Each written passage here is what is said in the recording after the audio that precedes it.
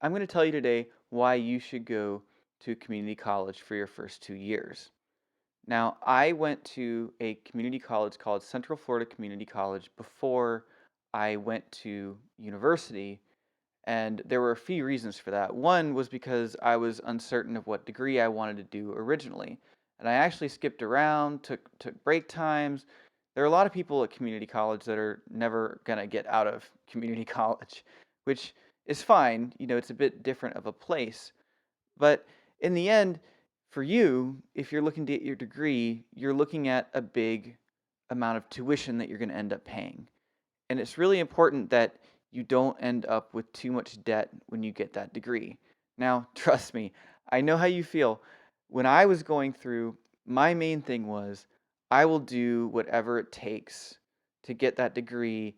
And if I have to worry about paying a little bit more in student loans afterwards, whatever, it got me there, right? Just get me there and I'll be happy was kind of my attitude. And I can tell you right now, as somebody who is out and has been working for a year, that you are going to care about that student loan debt. That's going to affect your monthly payments as you're trying to build a life. So try to think about it. Even though college is full of great experiences and hard struggles, it's important to think about the future. So if you are weighing these two options, I'm going to try to convince you to go with the community college option. Let's start with the pros. Biggest one, less cost. My community college costs about a third of how much the university I went to costs. Um, it was a third, but I went to a state run university in Florida, which has notoriously affordable costs. Most universities would be more difficult to afford, even more than that. But saying that, a third is a lot less and much more affordable. So, another thing that makes it lower cost is there tend to be community colleges everywhere. So, if you go there for the first 2 years, you probably won't have to pay room and board. You can probably just keep living with your parents if they're okay with that. Now, that's something that we'll get to a little bit later. Now, another pro is that in the end, you get the same degree. These community colleges actually prep you to get into the upper level colleges, the universities basically. But once you graduate from the university, you'll get the exact same degree. And I can tell you that no one cares that you went to community college for the first 2 years. I did well getting internships and getting a final job, and nobody even looked at the fact that I started at a community college. Nobody cared at all. So, another thing is that you do have smaller classes. This may not be true for every community college, but I would say for most, you're going to have much smaller classes, especially if you take the few classes that will be offered that are pertinent to your degree. For instance, physics was a class I could take at the community college. Now, because only people doing engineering or technology degrees and maybe some different science degrees are going to need to take physics, there aren't that many people in it in comparison to the rest of the school, meaning the class sizes are really small. I think the physics class I was in was about 30 people, what you would expect to see in your average grade school class, which is really really low numbers wise for a college class until you're in your degree and you're starting to get at the very end of that. Then they eventually will shrink down to that size again. But if you go to take that class at a university where everybody going through an engineering, medical, science, tech degree has to take it, these classes are going to be huge. They're going to be like 250 people in an auditorium. The professor can't pay nearly as much attention to you as they can if they're doing one of these little community college classes. And the thing is, they are the same class. They have to follow the same standards. And the professors, in my experience, are of the same quality. In fact, I've heard a lot more complaints from the professors at the university level when it comes to these classes than I have at the community college level. So I'm only giving you my personal experience. I'm sure it could be reversed. But even if you go up to a university like Purdue, I've heard students complaining about the quality of the professors, everything from they're just doing a cookie cutter class running us through the works to I can't understand a word that they say. When I was in community college, I had a good professor teaching physics, gave us homework that we would write out by hand and would actually grade them all by hand, give us personalized feedback because she could, because there was only 30 students. So that's a big benefit when you're, especially when you're trying to figure out, what you want to do for your degree. So one thing that could be a plus or minus here is when you do community college, the curriculum you do um, will be kind of condensed in two ways. So when I say condensed, I don't mean the classes are shorter. I don't mean that you're expected to do more. What I mean is that you will take your gen ed classes almost entirely in the first 2 years. So you will just do your algebras, your Englishes, your humanities. I did most all of those at the community college. And that's because, of course, they offer that, right? Those are the gen ed classes. They offer those classes.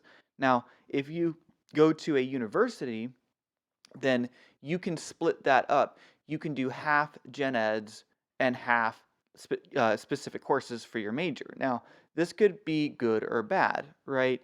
Because if you change your degree later, it would be helpful for you to have some experience in classes that pertain to that major. So you could take a programming, in the instance of my degree, a programming class earlier on, and then you can have a better idea, is this what I want to do? Now, there are downsides too. If you were to do that and you take that programming class and decide this is not what I want to do, well, then you just wasted all that tuition money at a university rate on that programming class. That's just money down the drain. While you might actually be wondering if you even want to do college at all. So if you start at a community college doing that 1/3 rate and decide college is not for you, you didn't waste as much money. So that's why the condensed curriculum kind of goes in both the pros and the cons, because in certain situations it could be helpful, in certain situations it could be bad. I've also seen the situation where somebody goes and takes a programming class in their first year or maybe their second year, and then they don't take the next level course until the next year. This gives you kind of a disadvantage because it's been a year since you actually practiced your programming skills. And most degrees are going to expect you, at least I'd say most engineering, technical, I can't really speak to more, humanities based degrees, but these types of degrees are going to expect you to build on the prior class. So if you have set yourself up where you're only going to do one programming or say one math class each year, then you're not going to have that regular practice, which can be kind of a big deal. I knew somebody that just couldn't get through Computer Science 1 because it was in a programming language called C, and they couldn't remember C because they took the introductory class a year ago and they hadn't practiced it since. So if you go to a university, you do have to make sure that you know which classes you're going to have to take and then keep your skills honed in the meantime, which can be quite the workload if you are already doing a full time, especially if you're working at the same time. If you're doing a full time curriculum in college, trying to go back to another class and practice those skills that you took, half a year ago, it's going to be hard to motivate yourself to do that. Now, if you go to community college, you get all those gen eds out of the way, right? And then when you go to do your major specific classes, it's just one after the other after the other. This is another disadvantage because you might need that break between those courses as well. So it's going to depend on you and how you deal with that. So another thing I can say that is a big con of going to a community college for the first 2 years is you are missing out on some of the college experience. Now, like I said, one of the pros is you get to keep living with your parents. One of the cons as well is that you keep living with your parents. a lot of you, by the time that you're 18 or whatever age you're at, if it's past 18, it's probably even more so, you'll want to not be living with your parents anymore. You might be yearning for that college experience where you get out and you have your own room at least, or maybe your own bed if you go into a dorm room, and you just want to get away from your parents.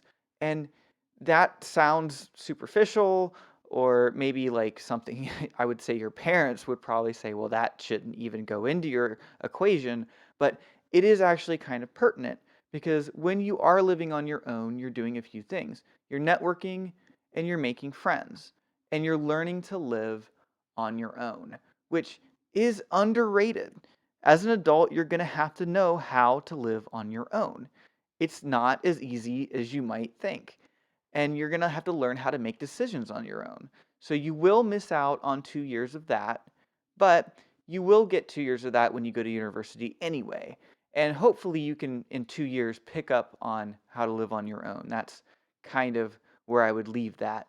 I would say personally, I see it as a bit of a con to not be able to experience the full 4 to 5 years of university, on your own. But 2, 3 years is still, pretty good. So another thing is the internships. You might be thinking, well, I want to do really well in my field. I'm going to need to get internships. So yeah, it is pretty much impossible to get a good internship when you're going to a community college. One of the big reasons is because you're not doing any major specific courses. But I will say this, in your first 2 years, most internships are not going to hire you anyway. They're going to see you as too inexperienced to get into that internship because you're only in your first few years.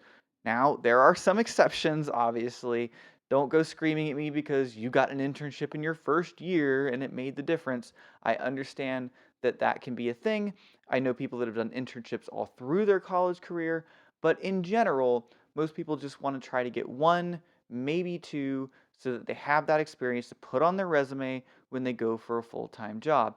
And I personally can say that I didn't start looking for internship opportunities until my last year. When I was going into my last year of college, I started looking for internship opportunities, and I was able to actually not just find one, I had two offers from different companies for internships. So just because you went to community college, that will not stop you from getting an internship.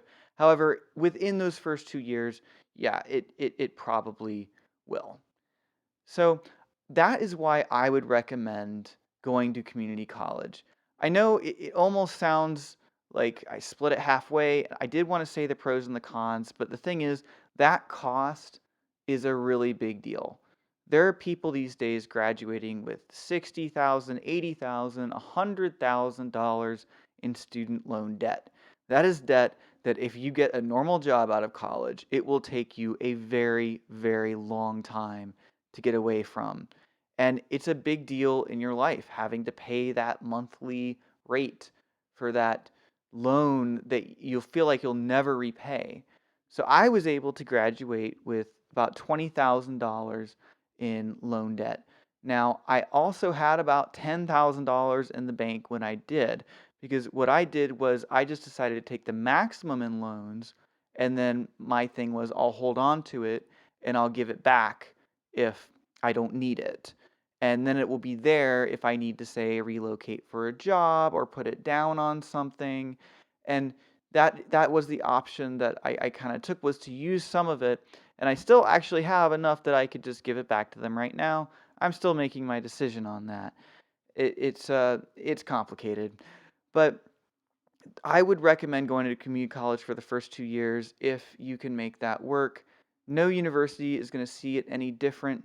What I should say, university, they're not going to see you as any lesser when you go to apply to them because you spent your first 2 years at a community college, especially because a lot of them have programs with these community colleges to where if you finish those first 2 years, you are pretty much guaranteed an acceptance.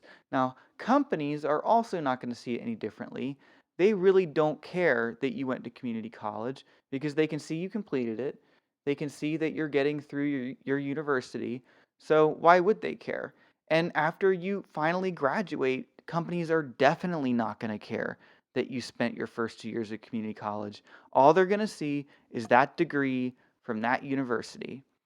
So, yeah, I hope this was helpful and have a good night.